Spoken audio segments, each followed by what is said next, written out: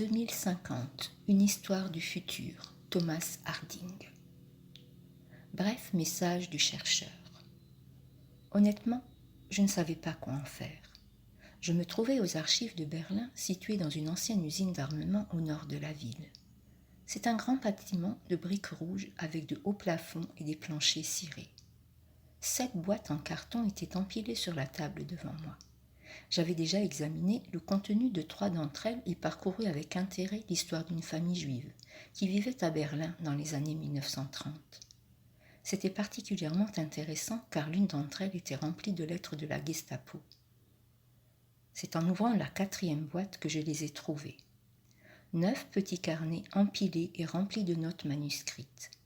Ils étaient numérotés 1, 2, 4, 6, 7, 9, 10, 11 et 13.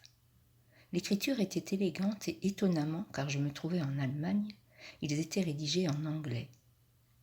En regardant plus attentivement, j'ai remarqué quelques dates.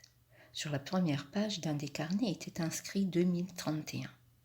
En le feuilletant, je suis tombée sur l'année 2033, puis tout à la fin sur 2035.